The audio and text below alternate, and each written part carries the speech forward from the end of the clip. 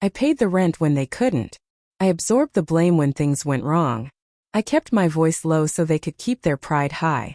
I stood behind them in rooms where they pretended not to see me. I was called dependable, not important. I was thanked privately and dismissed publicly.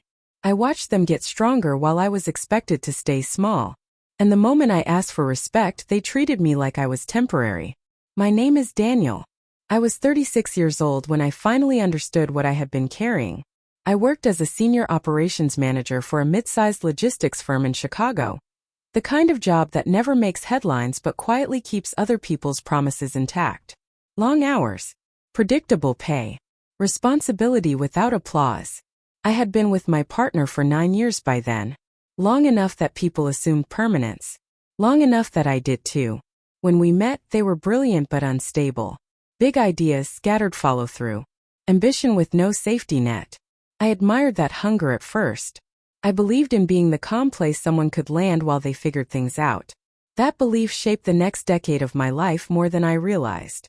I paid for most things early on. Not because they asked outright, but because there was always a reason. Transition. A risk worth taking. A short-term gap that would close once things took off. I told myself it was temporary. I told myself this was what partnership looked like when one person was still finding their footing. I didn't keep score. I kept the lights on. When they lost their job the first time, I covered rent without discussion. When it happened again, I quietly adjusted my budget. When friends asked why I always seemed tired, I joked about work. When family asked why I hadn't bought a house yet, I changed the subject. It felt disloyal to explain the truth. I didn't want to embarrass them. I was careful with my tone. Careful with my expectations. Careful not to sound like I was keeping track, even though my life revolved around managing consequences they never had to face. Over time, something shifted. As their career stabilized, as their confidence grew, the gratitude thinned. Not all at once. Just enough that I noticed. Small things. Interruptions when I spoke.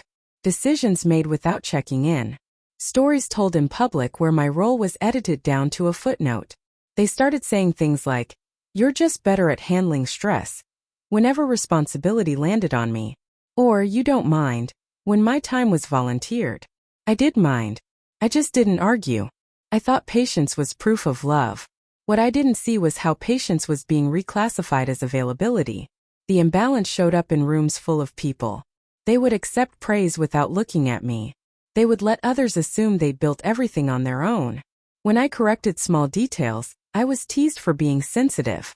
When I stayed quiet, it was taken as agreement. At home, it was subtler.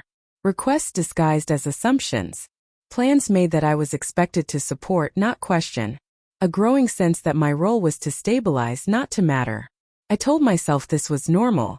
Relationships go through phases. One person leans, the other holds. I had already invested too much to believe anything else. The betrayal didn't arrive loudly. It arrived dressed as dismissal.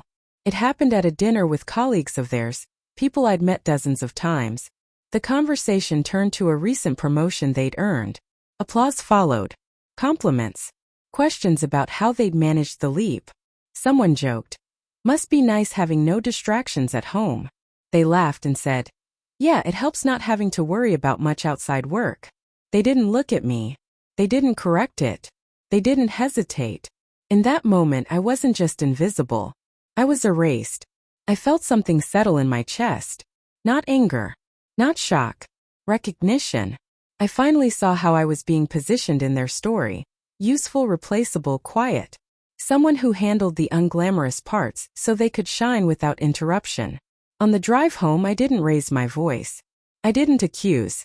I asked one question. "Do you really believe that?" They sighed like I'd interrupted something important. Said I was reading too much into it. Said it was just a comment. Said I was being dramatic. That was the confrontation. Cold. Minimal. Illusion shattering. For the first time in 9 years, I didn't explain how I felt. I didn't list examples. I didn't ask to be understood. I watched how quickly they minimized something that had clearly cost me. That night, I slept on the couch. Not as punishment. As distance. I needed silence more than reassurance. The next morning, they acted normal. Cheerful. Unbothered. As if the moment had already been overwritten. That told me everything I needed to know. Something in me stopped reaching. I didn't announce it. I didn't threaten change. I just withdrew my emotional labor the way you stop paying for a service that no longer respects the contract. I stopped fixing problems before they were noticed. I stopped smoothing conversations. I stopped absorbing stress that wasn't mine. I became polite, present, neutral. They noticed the absence before they understood the cause. For the first time, they looked unsure. And for the first time, I didn't rush to stabilize that either. They started asking questions a week later. Casual at first. "You okay?" Tossed out while scrolling their phone. "You've been quiet lately," said without looking up. I answered with the same economy they'd taught me. "I'm fine." It wasn't a lie. Just wasn't an invitation. The house changed temperature. Not dramatically. Just enough that it felt unfamiliar. I stopped anticipating their needs. When something broke, I didn't immediately research replacements. When a bill came in higher than expected, I didn't reshuffle my budget to make it disappear. I paid my share. I left the rest where it landed. They missed that more than they missed me. One evening, they stood in the kitchen staring at a notice from the utility company, brows pulled together in confusion. "Did you see this?" they asked. "Yes," I said. And what?" They waited for me to fill the gap. I didn't. The silence stretched. I could almost see them recalculating, trying to remember when I'd stopped acting like the safety net and started acting like a person with edges. That night, they brought up the dinner again. Not to apologize. To negotiate. "I didn't mean it like that," they said. "You know how those people are." I was just keeping things light. I nodded. Not agreement. Acknowledgement. "I've always supported you," I said calmly. "I just won't be invisible anymore." They laughed once sharply. "You're overreacting." That was the moment begging officially stopped inside me. I felt it click off like a switch that had been left on too long. After that, I didn't argue. I didn't defend myself. I didn't ask them to see me differently. I let them experience me differently. I took a weekend trip alone. Didn't over-explain. Just said I needed space. I started staying late at work not to avoid them, but because I realized how much of myself I'd compressed to make room for their chaos. I reconnected with friends I'd slowly stopped calling, because it was easier to stay home and manage someone else's moods.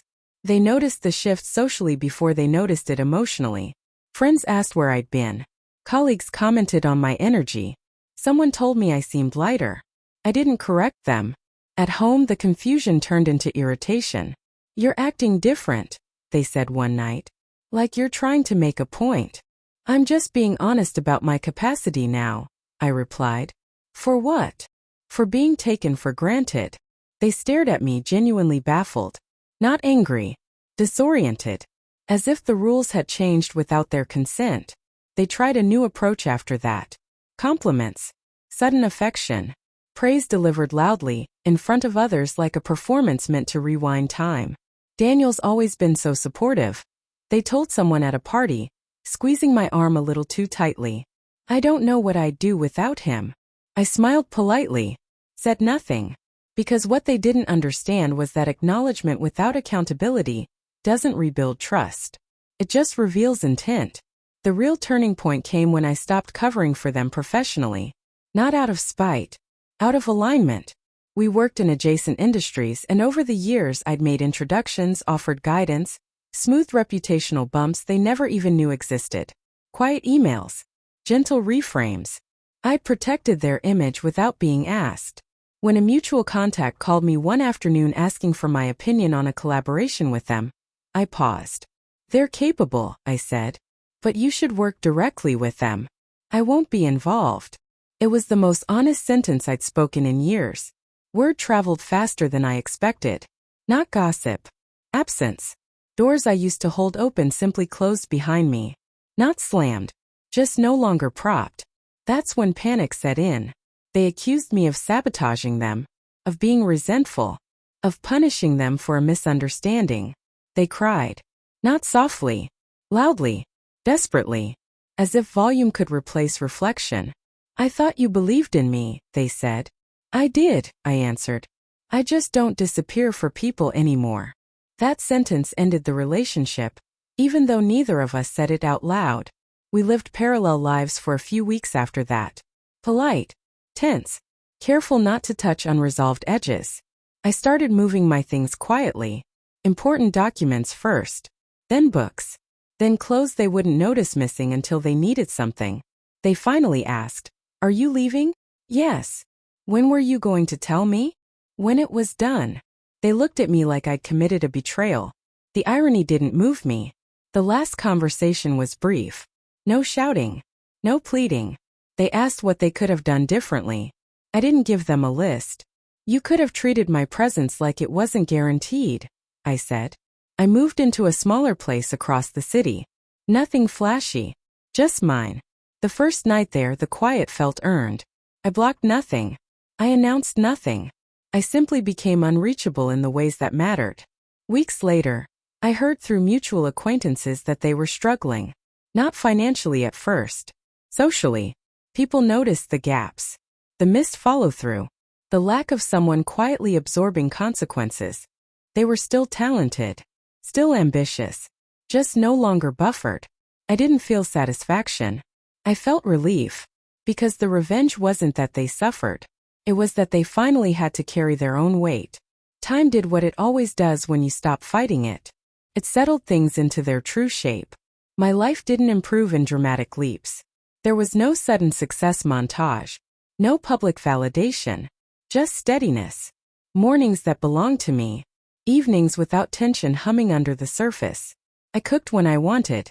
Slept when I was tired. Spoke without rehearsing how my words might be received. For the first few months, I half expected them to show up somehow. A long message.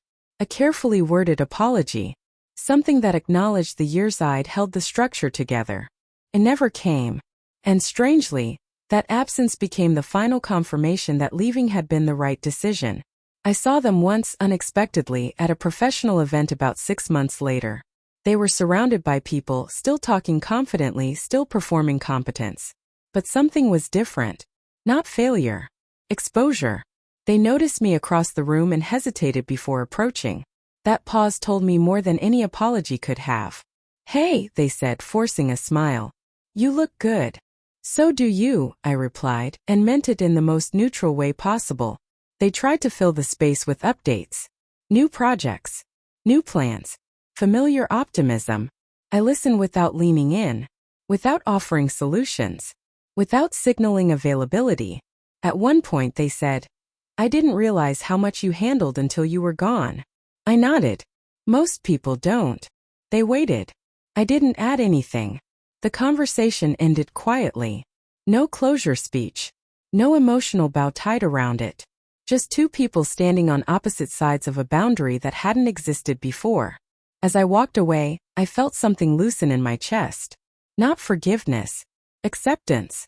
I didn't need them to understand me anymore. I needed to continue understanding myself. The lesson came into focus slowly like a photograph developing. Dignity isn't loud. It doesn't announce itself.